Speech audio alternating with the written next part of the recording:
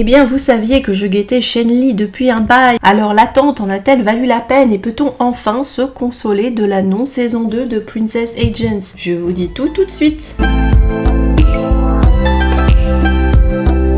Bonjour, bienvenue sur Décalé. Eh bien, trêve de blabla, oui, ça en valait la peine, c'était bon tout de suite et ça allait rester tout du long, donc autant vous dire que cette série, si ce n'est pas déjà fait au moment de la sortie du mois drama, va avoir droit à des séquences spéciales sur la chaîne, tellement j'ai de choses à dire et du potentiel à baver et fangirler. Donc on va attaquer les tops, mais en précisant que Shen-Li a une catégorie hors catégorie pour moi, vu qu'il se classe direct dans mes incontournables. Les tops donc, The Legend of Shen-Li. Oui, les fans déçus de Princess Agents peuvent se consoler même si c'est pas la suite. Zanilia à la prod de ce drama semble avoir voulu quand même penser les plaies béantes et les frustrations de celles et ceux qui shippaient son perso avec Iceberg parce qu'il y a énormément de scènes, d'accessoires et de costumes qui sont là pour vous rappeler en clin d'œil les moments clés de Princess Agents. Entre une récupération sous l'eau, un lapin lanterne, une lambada bagarre et un duo en rose et bleu, vous serez à la fête. Alors je vais consacrer, comme je l'ai dit en intro, un épisode spécial à ce drama, ainsi probablement qu'au personnage masculin, mais contentez-vous de savoir pour l'instant que l'histoire est de la même plume que Love Between Fairy and Devil, mais aussi Back from the Brink, Love You 7 Times ou Blue Whisper. Et donc cette autrice sur laquelle on peut compter, il va à fond dans le symbolique, la romance yin-yang et surtout le happy end. Les meilleurs scientia sont ceux qui, tout en respectant le genre, le renouvellent, et celui-là est de ceux-là en empruntant quelques éléments d'intrigue à 10 Miles. Une vraie réussite donc ce scientia qui repose sur un cast solide où la complicité entre les deux acteurs est un bonheur qui va vous chatouiller les zygomatiques et l'endorphine et où la CGI la plus improbable finira par vous emballer tellement le tout se fait dans la bonne humeur. Parce que si vous allez avoir le cœur au bord des lèvres pratiquement tout le temps grâce à la performance de Lee Gang-sin en monsieur plus que parfait, vous allez également beaucoup rire et découvrir un amour pour le duo homme-poulet que vous n'auriez pas imaginé depuis que le colonel Sanders a fait de la friture dans le Kentucky. Pour résumer l'intrigue, une femme générale badass du clan des immortels refuse le mariage arrangé avec un céleste bambochard et feignant et dans la bagarre où elle fuit ses lieutenants chargés de la ramener menottée pour remplir son devoir, se retrouve blessée et exilée chez les mortels sous sa forme de phénix. Prise pour un vulgaire poulet tant elle est mal en point, elle est recueillie par une espèce d'ermite élégant et souffreteux qui semble néanmoins avoir plus d'un tour dans son sac et quelques secrets. Dur au mal, la poulette va flasher sur l'élégant qui la traite avec une tendresse malicieuse mais surtout lui mitonne quelques bons petits plats et elle va décider de profiter aussi longtemps que possible de la parenthèse enchantée de ce qui ne peut être qu'une histoire sans lendemain. Mais comme l'ermite est en fait un ancien dieu super cheaté qui trompait juste son ennui et sa solitude sur Terre, tout ça va se compliquer quand chacun reprend ses fonctions et l'amour sera-t-il triomphant face au poids de leur devoir qui consiste, rien que ça, à sauver le monde des vilaines manœuvres d'une bande de démons. Pour l'instant, la meilleure série de 2024 et même une des meilleures de ces dernières années pour moi, pour un drama que je n'ai pas pu lâcher tout le temps de sa diffusion et qui m'a obsédé jour et nuit, nuit et jour, je dois le reconnaître. Foncez si ce n'est pas déjà fait et vive le poulet et les hommes qui les aiment. Bossam. On quitte le Scientia pour un phénomène culturel coréen nommé Bossam qui fait référence aujourd'hui à un plat à base de porc mais qui à l'époque Joseon consistait à enlever une veuve afin de lui permettre de se remarier, ce qu'elle n'avait pas normalement le droit de faire, si vous vous rappelez par exemple la série Nightflower le mois dernier. Donc ici, un type qui vit en marginal avec son fils depuis que sa femme les a largués pour se faire la malle avec un autre type, arrondit ses fins de mois en enlevant à la demande des veuves pour faciliter des remariages. Mais pas de bol, un soir il se trompe de marchandises et va littéralement emballer la mauvaise veuve qui se trouve être une princesse qui, comme dans Nightflower d'ailleurs, avait perdu son mari avant même de consommer l'affaire. Évidemment, comme c'est une princesse, elle était plutôt bien traitée dans sa belle famille de ministres corrompus à la con et surtout par son beau-frère qui était amoureux d'elle depuis l'enfance mais qui se l'était fait carotter, pas de chance pour lui. En tout cas, voilà notre marginal bien embarrassé par sa pioche car il risque sa vie dans l'affaire et surtout alors que la belle famille, pour ne pas avoir d'ennui, a préféré annoncer la mort de la princesse plutôt que sa disparition et la honte qu'ils auraient pu en avoir. Le personnage masculin pense à éliminer la nana, mais en dehors du fait qu'il est un bon gars, son fiston a flashé sur la nouvelle maman qu'il peut récupérer dans l'affaire et les deux, ou plutôt les trois puisqu'il y a le gamin, vont cohabiter alors que la princesse doit s'habituer, de bonne grâce parce que c'est pas une bêcheuse, à sa nouvelle vie de roturière. Attention, il y a des identités secrètes évidemment, ce sera du slow burn, mais le mec joue tellement bien et le sujet est tellement intéressant que cela vaut la peine de le regarder, et ce même avec tout le volet politico-chiant habituel. Behind Your Smile. Beaucoup de charme dans cette série taïwanaise, à commencer par celui du très sexy Marcus Chang, mais sa partenaire et sa délicieuse bouille d'ingénu n'est pas en reste. Le drama prétend pompeusement être une adaptation de Faust, mais alors je sais pas du tout ni comment ni par quel bout. C'est par contre une histoire de vengeance et de rédemption pour un mec intrigant et ambitieux qui veut venger la déchéance de sa famille et la mort de son papa. Quand l'histoire commence, l'héroïne revient avec sa valise à roulettes des États-Unis pour découvrir que maman s'est fait la mal après avoir ruiné l'entreprise familiale. Du coup, les employés sont pas contents, les créditeurs, les actionnaires et la police sont aux trousses de la maman, et à défaut de trouver la maman, une foule pas contente est prête à castagner la fille sur le trottoir lorsque cette pauvre petite fille riche se retrouve sans le sou, sans amis et sans aucune nouvelle de la daronne en planque. Elle parvient à sauver sa peau in extremis en se jetant dans une voiture qui passait par là, mais son sauveur, c'est notre perso masculin, il est pas là par hasard et il va resserrer très vite autour d'elle tout un réseau de mensonges, de manipulations et d'embrouilles afin de se servir d'elle pour appâter la maman qui est sa cible et peut-être quand même se venger un peu sur elle aussi au passage, bien que l'innocence désarmante de la jeune fille et sa gentillesse innée vont lui causer de sérieux cas de conscience. Franchement, j'ai dévoré cette série et c'était quand même un tour de force alors que j'étais dans le même temps captivée par Shen Li, donc c'est qu'elle passe plutôt bien malgré quelques côtés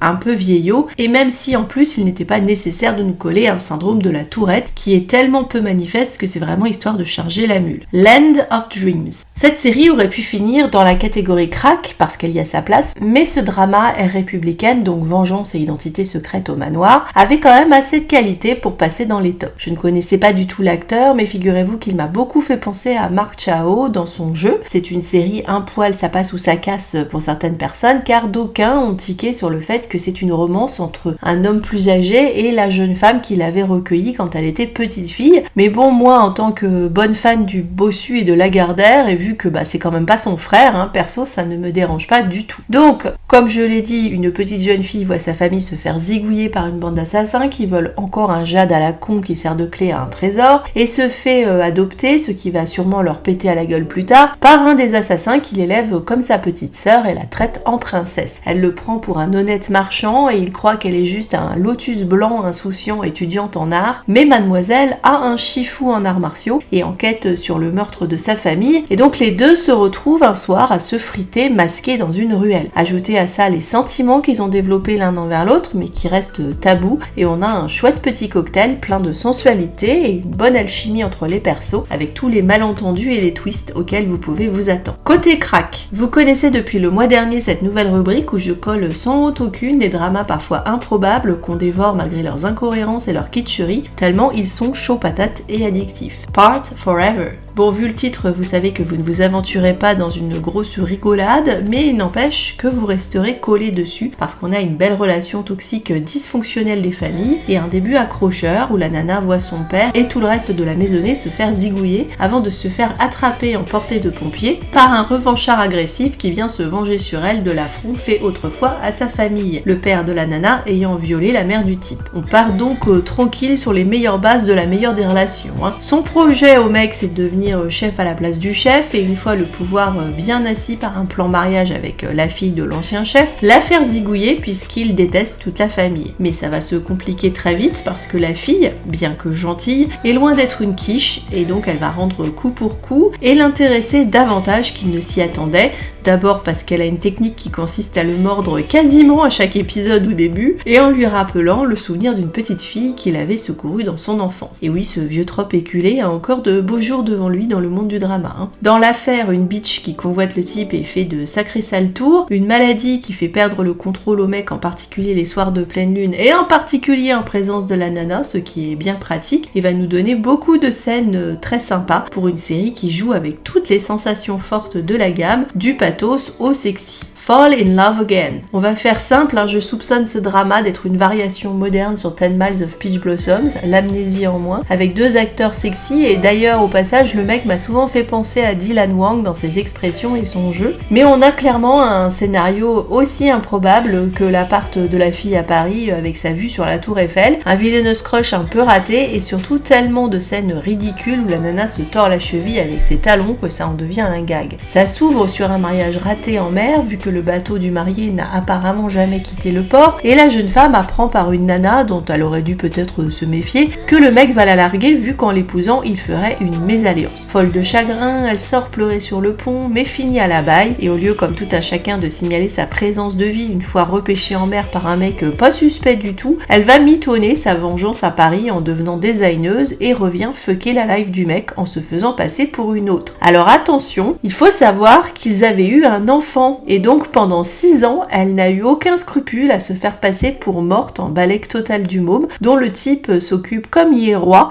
refusant obstinément toute autre relation ou plan cul, vu qu'il était quand même sincèrement épris de la fille en fait. Comme dans 10 Miles, il va donc passer tout le début de la série à essayer de rassembler les preuves de l'identité réelle de la fille et l'obliger à reprendre sa place à ses côtés. Et si tu suspends toute crédulité, c'est bien sympa de voir le mec chaud comme la braise maintenant que sa chérie lui est rendue. Roses and Guns, titre fort subtilement inversé histoire de ne pas vous mettre à brailler Welcome to the Jungle ou Paradise City, et on retrouve Dai Gao Jang en ambiance républicaine face à la nana sexy de Fall in Love Again, décidément entre de bonnes mains ce mois-ci. Je l'ai regardé avec plaisir mais oublié presque aussi rapidement, je dois avouer. Une nana assassin avec arc de vengeance entre au manoir en tant qu'épouse d'un jeune lord bâtard avec un fétiche BDSM, mais aux surprises, il tombe surtout sur le tonton beau gosse en fauteuil roulant depuis un accident de voiture et qu'elle avait séduit et abandonné 4 ans plus tôt en se faisant passer pour la maîtresse du papa. Rien que là, vous sentez que le scénario présente quelques complexités au niveau de la crédibilité, d'autant que Mémère va insister, grâce à un faux tatouage qu'elle avait à l'époque, sur le fait que non, c'était pas elle du tout, et comme c'est la même actrice que dans Fall in Love Again, sérieusement, arrêtez de penser que les gens ont autant de sosies dans le monde, c'est pas possible. Bien sûr, Pepper aussi veut se venger, et ça fait beaucoup de monde avec des vengeances et des secrets, donc c'est à regarder en crack complet en mettant de côté son cerveau. On continue avec Young and Dream. J'ai été très dépitée d'apprendre que Jérémy Su, que j'affectionne vraiment, a annoncé conclure sa carrière. Alors il lui reste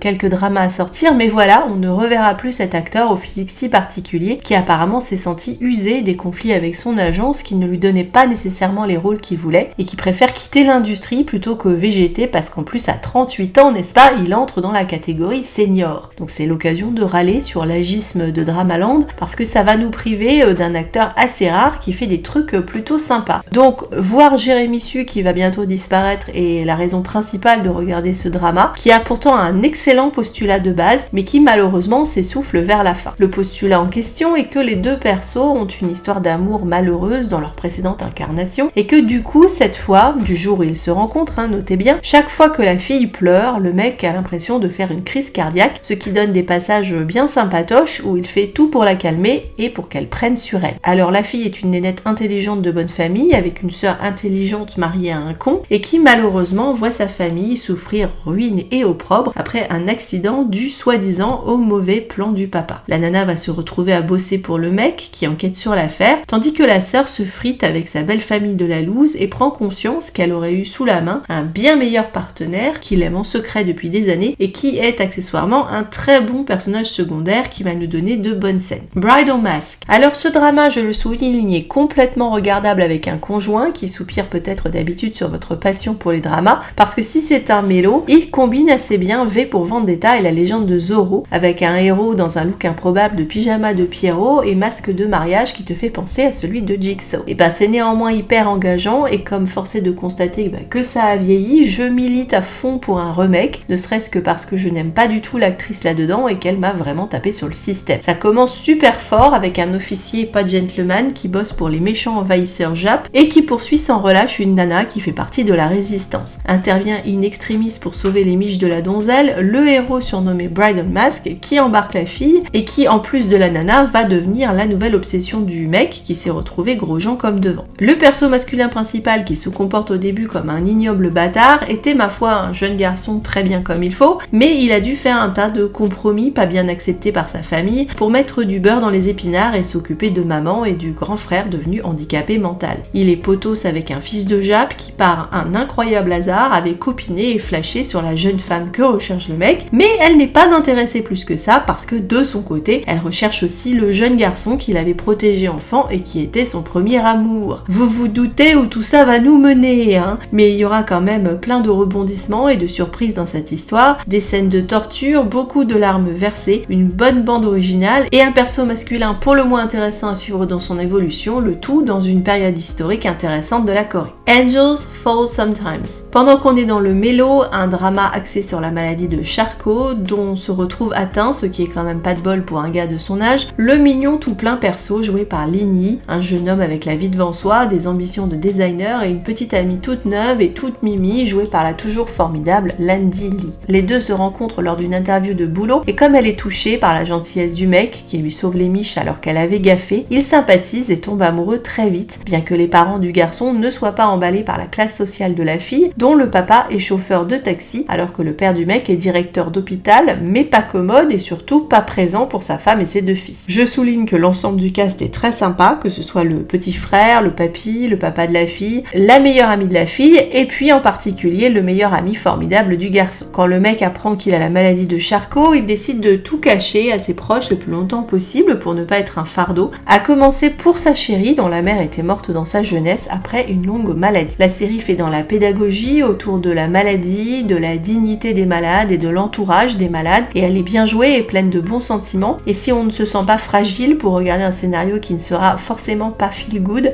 je la recommande. Taking Love as a Contract, un mini-drama qui se laisse regarder où une actrice est embauchée par un mec pour jouer les héritières perdues d'une famille alors que le pépé est sur le point de claquer sa pipe et qu'il est moyen emballé à laisser l'affaire, soit à l'autre petite fille qui est une peste insupportable, soit au mec qui est juste une pièce rapportée adoptée. Rien de transcendant là-dedans à part une excellente demande en mariage, mais ça se regarde sans déplaisir avec deux acteurs qu'on voit souvent en mini-drama et qui font le taf, en tout cas jusqu'à un final que je signale être complètement con et raté. Wednesday 3:30, un drama coréen absolument adorable et plein de fraîcheur où une nana larguée par son mec un mercredi à 15h30, l'heure apparemment où les femmes seraient les plus moches. Alors j'ai vécu plus de 40 ans sans avoir cette information, figurez-vous, donc je tremble à tous ces mercredis 15h30 où j'ai été au plus bas de moi-même. Hein. C'est fou ce qu'on découvre grâce au drama, hein. Qu'est-ce qu'on peut se cultiver. Bon, la fille décide de se venger classieusement grâce à un ami d'enfance qui l'entraîne dans des sorties et des photos réseaux sociaux où elle sera à son avantage à la dite date fatidique. Du coup, l'ex qui fréquente au bureau avec une collègue de la nana prend note et se demande s'il n'a pas fait gouance, tandis que les deux amis d'enfance de leur côté sont peut-être en train de donner un nouveau sens à leur belle complicité. C'est joli, frais, printanier et c'est parfait pour la saison, j'ai envie de dire. Everyone Loves Me. Le début est mignon, mais j'avoue quand même que j'ai fini par me barber dans cette histoire de malentendu entre étudiants avec une jeune femme qui en pince pour un beau gosse qui ne la calcule absolument pas, mais qui, c'est fou quand même quand on y pense, est amoureux d'elle sous son incognito de joueuse en ligne. Pas de bol, il la repousse très publiquement le jour où elle se décide à lui déclarer sa flamme, le tout pour découvrir quelques instants plus tard sa vraie identité et il va en ramer autant qu'elle va lui en faire baver des ronds de chapeau. C'est jeune, ça se passe dans le milieu du jeu vidéo, je ne suis clairement pas cœur de cible pour ce drama. Bon, voilà,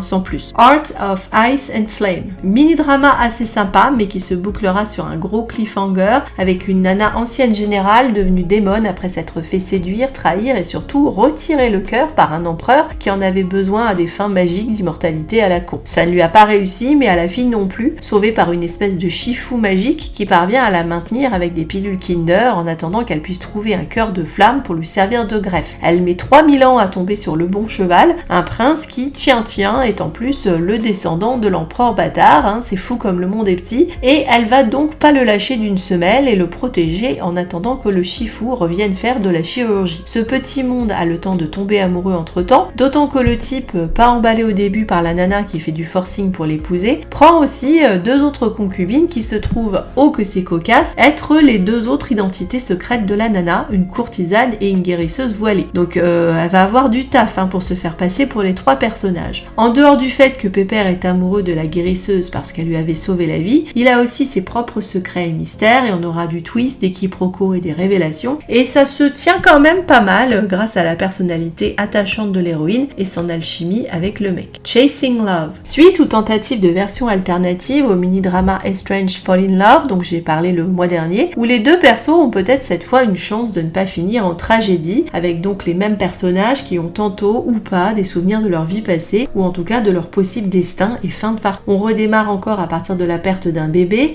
et les deux persos vont encore avoir deux chances, même joueur joue encore. D'abord dans un scénario où le type devait maltraiter sa femme et va essayer de corriger le tir, puis dans un autre où elle est une princesse et lui un roturier. Regardable parce qu'il y a quelques scènes sexy, c'est un bon exemple de mini-drama Kleenex, vite consommé, vite oublié. Palace Shadows Between Two Princes. Même principe Kleenex pour ce mini-drama où une nana d'un gang d'assassins infiltre un palais déguisé en princesse à marier et se retrouve, comme l'annonce le titre, entre deux princes, soi-disant frères jumeaux, un roué qui est exclu de la famille à cause de ses yeux bleus et le prince héritier, en blanc très comme il faut, qu'elle est censée tuer. Bon, le truc c'est que les deux princes shocking ne sont qu'une seule et même personne et que le gros du truc vise pour le prince à tester la nana et la démasquer alors que tout ce petit monde s'amourache et a du mal à faire sa mission respective. Sitôt consommé, sitôt oublié, mais le petit jeune est bien séduisant. I don't want to be the princess. Mini-drama un peu foufou, on a le plaisir de retrouver le petit acteur Zoé avec une voleuse obligée de tenir le rôle de la princesse car elle avait le malheur d'être sur place quand la vraie princesse s'est fait buter le soir des noces et parce que le mec a besoin d'elle pour ses plans. Après un mauvais départ, différentes aventures et épreuves vont rapprocher les deux, chippés à mort par la maman du mec qui adopte tout de suite sa fantasque nouvelle belle-fille. C'est une pochade divertissante. Bazaar Beloved Birds. Le début est assez sympa et mignon avec un garçon et une fille élevés comme frères et sœurs depuis l'enfance et auquel la mère sur son lit de mort demande de se marier. Sauf que Nénette veut pas parce que le type lui cassait les pieds quand elle était gamine à lui donner tout le temps des ordres. Elle essaie donc de se sortir du mariage avec différents paris que le mec fait foirer car il est de son côté sincèrement épris d'elle et le tout se joue sur fond de sectes d'arts martiaux à la recherche de pendants de jade et des identités secrètes de persos qui vont leur compliquer la vie. Les acteurs sont mignons, la fille était d'ailleurs récemment dans My Piggy Boss. Les flops.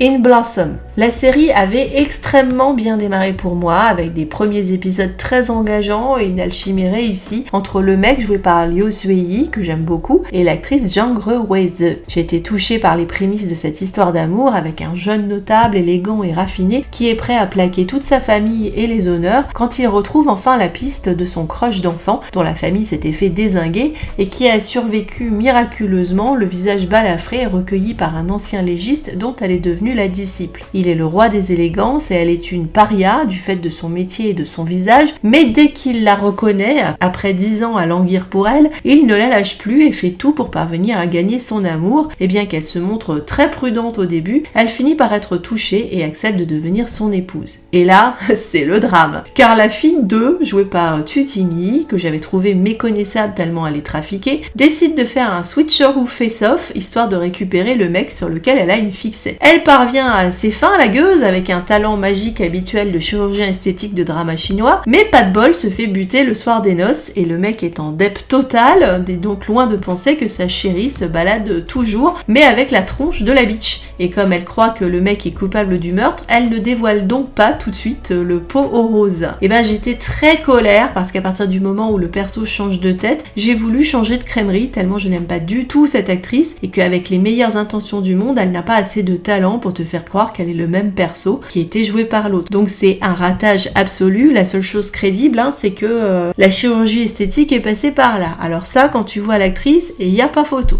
Burning Flames. Ah là là là là là là, on est dans la kitscherie la plus totale, avec pourtant quelques acteurs que j'aime bien, mais c'est du grand n'importe quoi puissance 12 et tout ce que je n'aime pas dans le pire du drama chinois. En plus, je ne sais pas si avoir Alan Jen en perso principal avec un arc romantique est réaliste, tellement c'est une planche de bois face à ses partenaires et qu'on sait qu'il va en plus refuser de faire une scène de bisous. Si vous aimez la série des paladins chinois, peut-être que c'est votre came, mais pour moi, dès le premier épisode avec Peter Rowe déguisé en carnaval et heavy metal, c'était fini et j'espère vraiment que Xingfei fera enfin un bon choix dans ses séries parce que ça fait un moment que je ne l'ai pas vu dans quelque chose de bien. On a un prince hybride immortel humain aux prises avec une bande de fées et de démons et plein de monde qui se castagne, mais je n'ai vraiment pas pu m'infliger cette purge autrement qu'en accéléré et même là j'ai souffert. Les Ningyi d'or. Meilleur acteur. Bonne découverte pour moi que Chung Il-woo dans Bossam, où je l'ai vraiment trouvé très touchant. Mais évidemment, le roi pour moi ce mois-ci, ne nous leurrons pas, c'est Lee Gang-sin, qui est majestueux de bout en bout dans Legend of Shen-Li, qui est beau à regarder comme c'est pas possible, je ne m'en suis toujours pas remise, dont les regards tendres et amoureux t'envoient en pamoison, et qui dans les séquences badass te garantit facile une explosion d'ovaires. En plus, il est drôle. J'ai quand même quelques reproches à lui faire, parce que nul n'est parfait en ce bas monde, à commencer par le premier baiser. C'est un petit peu plus réussi que dans Princess Agents, mais il y a quand même encore du taf, et aussi dans son toujours apparemment refus de torse-poil, donc comme dans Princess Agents, il faudra donc se contenter des épaules de la bête, qu'il a fort jolies et contre lesquelles on a bien envie de se poser un moment, sinon